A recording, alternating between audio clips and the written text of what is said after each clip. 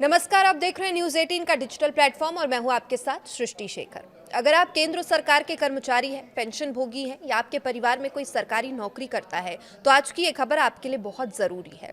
केंद्र सरकार ने 8वें वेतन आयोग यानी 8th पे कमीशन को लेकर एक बड़ा कदम उठा लिया है। सरकार ने आयोग के टर्म्स ऑफ रेफरेंस को मंजूरी दे दी है, यानी अब ये साफ हो गया है कि नया वेतन आयोग किन किन मुद्दों की समीक्षा करेगा और किन कर्मचारियों एवं पेंशन भोगियों को इसका लाभ मिलने वाला है। सबसे बड़ी बात यह है कि इस आयोग की सिफारिशों का सीधा असर 1 करोड़ से अधिक लोगों पर पड़ेगा। इनमें लगभग 50 लाख केंद्रीय कर्मचारी और करीब 65 लाख पेंशन भोगी शामिल हैं।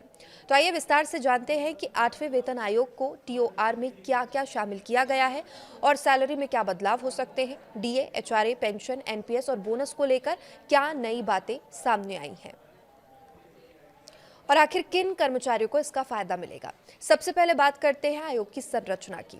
सरकार के अनुसार 8वां वेतन आयोग एक अस्थायी निकाय होगा। इसमें एक अध्यक्ष, एक पार्ट टाइम सदस्य और एक सदस्य सचिव शामिल होंगे। आयोग को अपनी अंतिम रिपोर्ट सरकार को सौंपने के लिए 18 महीने का समय दिया गया। हालांकि यदि आवश्यकता महसूस होती है तो आयोग बीच में अंतरिम रिपोर्ट भी प्रस्तुत कर सकता है। अब सबसे महत्वपूर्ण सवाल यह है कि सैलरी में क्या आखिर बदलाव होने वाले हैं। सरकार ने अपने टर्म्स ऑफ रेफरेंस यानी टीओआर में साफ किया है कि कर्मचारियों के मौजूदा पे मैट्रिक्स और वेतन संरचना की पूरी समीक्षा की जाएगी। आयोग ये जांच करेगा कि वर्तमान वेतन व्यवस्था को किस तरह से अधिक तर्कसंगत बनाया जाए ताकि सरकारी सेवाओं में योग्य और प्रतिभाशाली लोगों को आकर्षित किया जा सके। इसका मतलब यह है कि सिर्फ वेतन बढ़ाने पर ही नहीं बल्कि पूरी सैलरी स्ट्रक्चर को आधुनिक जरूरतों के अनुसार तैयार करने पर जोर दिया जाएगा। अब बात करते हैं महंगाई भत्ते यानी डीए और अन्य भत्तों की।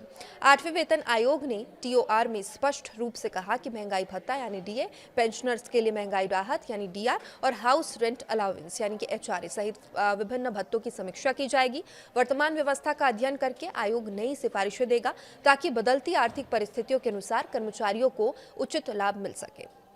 इसके अलावा सरकार ने यह भी कहा है कि अभी कर्मचारियों को मिलने वाले कई छोटे बड़े भत्तों की संख्या काफी अधिक है, इसलिए आयोग इन सभी भत्तों का युक्त करेगा और जिन भत्तों की आवश्यकता नहीं है या जो बहुत जटिल है उन्हें सरल और व्यवस्थित बनाया जाएगा।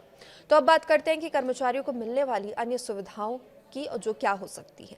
आयोग केवल वेतन और भत्तों तक सीमित नहीं रहेगा। इसके दायरे में वार्षिक वेतन वृद्धि, प्रमोशन नीति, कर्मचारियों को मिलने वाली नगद तथा गैर नगद सुविधाओं की भी समीक्षा शामिल है। यानी भविष्य में कर्मचारियों के करियर ग्रोथ और सेवा शर्तों में भी बदलाव देखने को मिल सकता है। अब समझते हैं कि ऐसे मुद्दे पर किस पर इस बार विशेष ध्यान दिया गया है। तो परफॉर्मेंस आधारित वेतन और इंसेंटिव पर ध्यान दिया गया। सरकार चाहती है सरकारी कार्य संस्कृति अधिक प्रभावी, जवाबदेह और परिणाम आधारित बने और यही वजह है कि आयोग को ये जिम्मेदारी दी गई है कि वो ऐसा वेतन ढांचा यानी सैलरी स्ट्रक्चर तैयार करे जिससे कर्मचारियों को बेहतर प्रदर्शन के लिए प्रोत्साहन मिले। इसके अलावा वर्तमान बोनस योजनाओं की समीक्षा की जाएगी। संभावना है कि भविष्य में बोनस को केवल सेवा अवधि के बजाय कर्मचारियों के प्रदर्शन और उत्पादकता से भी जोड़ा जा सकता है। इसके अलावा उत्कृष्ट कार्य करने वाले कर्मचारियों के लिए कई इंसेंटिव स्कीम की भी सिफारिश की जाएगी जिसमें वित्तीय और प्रदर्शन आधारित दोनों प्रकार के मापदंड शामिल हो सकेंगे।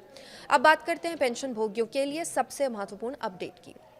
8वां वेतन आयोग पेंशन से जुड़े सभी महत्वपूर्ण पहलुओं की भी समीक्षा करेगा।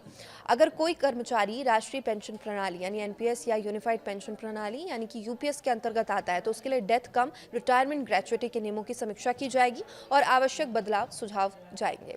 और वही कर्मचारी एनपीएस या यूपीएस के दायरे में अगर नहीं आते तो उनके लिए भी मासिक पेंशन और ग्रेच्युटी की समीक्षा की जाएगी। इतना ही नहीं, आयोग बिना अंशदान वाली पेंशन योजनाओं की वित्तीय लागत का भी आकलन करेगा ताकि सरकार भविष्य की वित्तीय जिम्मेदारियों का सही अनुमान लगा सके।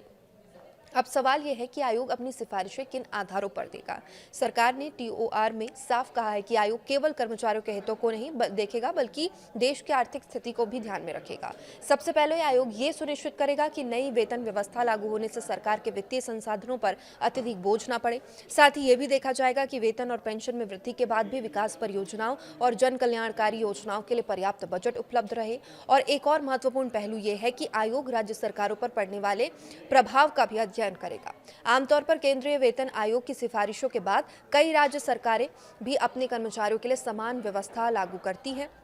इसलिए राज्यों की वित्तीय स्थिति का मूल्यांकन भी इस प्रक्रिया का हिस्सा होगा। इसके अलावा आयोग सार्वजनिक क्षेत्र के उपक्रमों यानी कि सीपीएसयूज और निजी क्षेत्रों में मिलने वाले वेतन सुविधाओं और कार्य परिस्थितियों की तुलना भी करेगा, ताकि सरकारी कर्मचारियों के लिए एक संतुलित और प्रतिस्पर्धी वेतन ढांचा तैयार किया जा सके।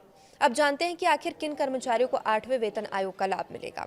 इसकी सिफारिशें केंद्र सरकार के विभिन्न विभागों और एजेंसियों के कर्मचारियों पर लागू होगी। इनमें औद्योगिक और गैर औद्योगिक केंद्रीय कर्मचारी शामिल हैं। अखिल भारतीय सेवाओं के अधिकारी भी इसके दायरे में आएंगे और सशस्त्र रक्षा बलों के कर्मचारी भी इससे लाभान्वित होंगे। केंद्र शासित प्रदेशों के कर्मचारी भी आयोग की सिफारिशों के पात्र होंगे। भारतीय लेखा परीक्षा और लेखा विभाग के अधिकारी कर्मचारी भी इसमें शामिल हैं। संसद के अधिनियमों के तहत स्थापित नियामक निकायों के सदस्य कर्मचारी, हालांकि भारतीय रिजर्व बैंक इससे बाहर रहेगा। इसके अलावा सुप्रीम कोर्ट के अधिकारी कर्मचारी, केंद्र शासित प्रदेशों द्वारा वित्त पोषित हाई कोर्ट के कर्मचारी तथा केंद्र शासित प्रदेशों की अधीनस्थ अदालतों के न्यायिक अधिकारी भी इस आयोग के दायरे में शामिल किए गए। अब सबसे बड़ा सवाल, क्या कर्मचारियों की सैलरी में भारी बढ़ोतरी होगी? फिलहाल सरकार ने केवल टर्म्स ऑफ रेफरेंस यानी टीओआर को मंजूरी दी है। इसका मतलब ये है कि अभी किसी नई सैलरी फिटमेंट फैक्टर या वेतन वृद्धि की आधिकारिक घोषणा नहीं हुई है। अब आयोग विभिन्न पहलुओं का अध्ययन करेगा, कर्मचारियों के संगठनों, मंत्रालयों, विशेषज्ञों से सुझाव लेगा और इसके बाद अपनी सिफारिशें सरकार को सौंपेगा।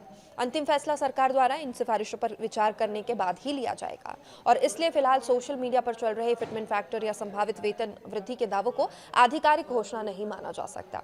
तो कुल मिलाकर 8वें वेतन आयोग का दायरा केवल वेतन वृद्धि तक सीमित नहीं है। इसमें salary structure, DA, DR, HRA, कुछ और भत्ते, प्रमोशन, वार्षिक वेतन वृद्धि, प्रदर्शन आधारित बोनस, incentive, NPS, UPS, pension, gratuity, कर्मचारियों की कार्य संस्कृति जैसे महत्वपूर्ण सब्जेक्ट्स या विषय है वो भी शामिल किए गए हैं। यदि आयोग समय पर अपनी रिपोर्ट देता है और सरकार उसकी सिफारिशों को मंजूरी देती है तो आने वाले समय में केंद्रीय कर्मचारियों और पेंशन भोगियों के लिए वेतन एवं सेवा शर्तों में बड़े बदलाव देखने को मिल सकते हैं। फिलहाल सभी की नजरें अब 8वें वेतन आयोग की आगामी बैठकों और उनकी अंतिम सिफारिशों पर टिकी हुई है। तो ऐसे ही महत्वपूर्ण सरकारी अपडेट्स और वेतन आयोग से जुड़ी, सरकारी कर्मचारी और पेंशन से जुड़ी सबसे बड़ी और सबसे पहले खबर पाने के लिए आप हमारे साथ जुड़े रहिए।